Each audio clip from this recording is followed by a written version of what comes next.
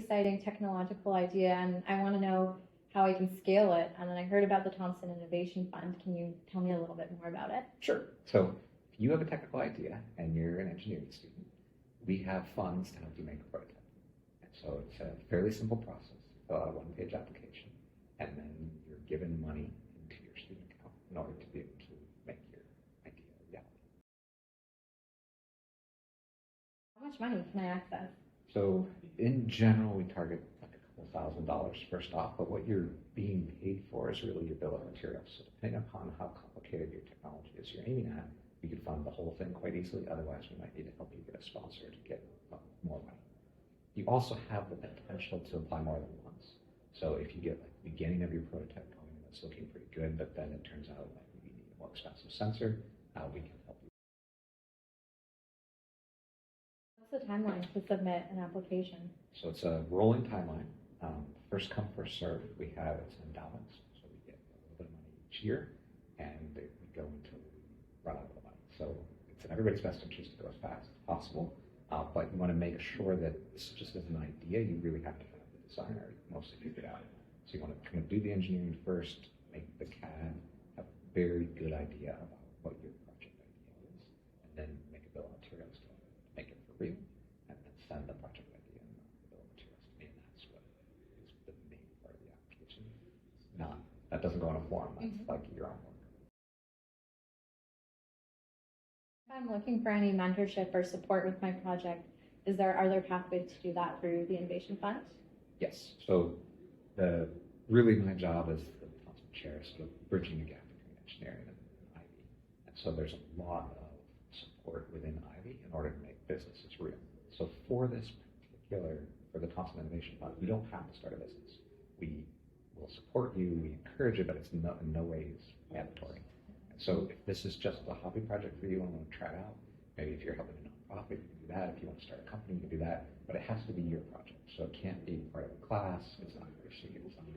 This is your personal thing that you want to make.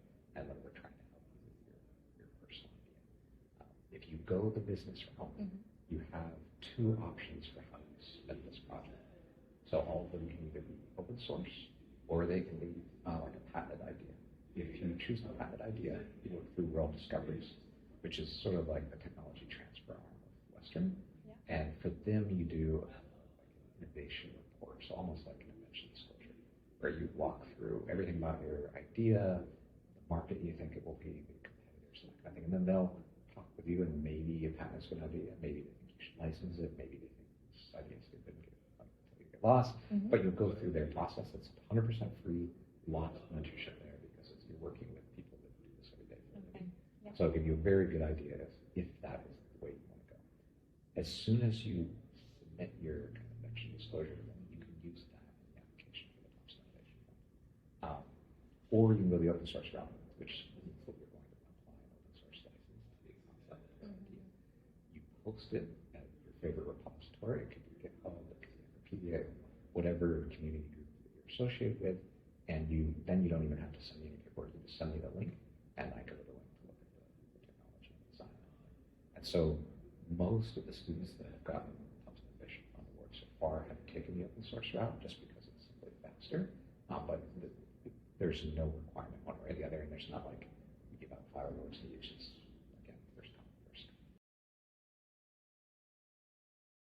Can you give any examples of past projects that have kind of gone through the Innovation Fund and what impact that they have? Oh, sure. So many successful student projects, we've had students start businesses where they're now self-employed based off of building a prototype, proving that it works, and then getting either angel investor funds or self-funding to get to the next step. So that's like our grand success stories, but we've also had other things where people have improved things on campus, they've done personal projects for themselves. So it's, as long as it's your personal project, it's okay.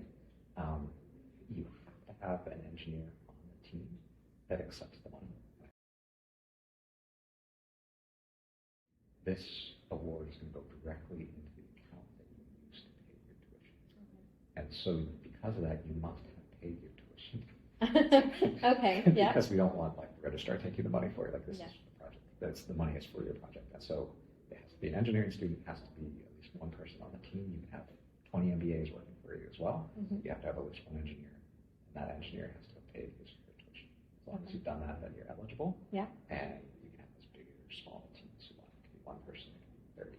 And we've had all different kinds. We've had teams where professors we run it, but it's got to be driven by the student, and you are the one that then determines what success means. And so maybe that means you're starting a company.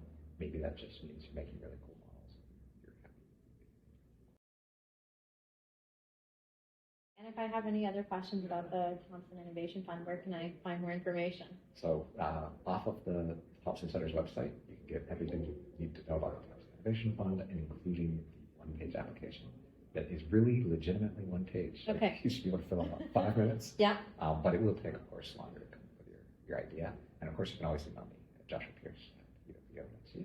Perfect. Thanks for your time. Awesome. Thank you.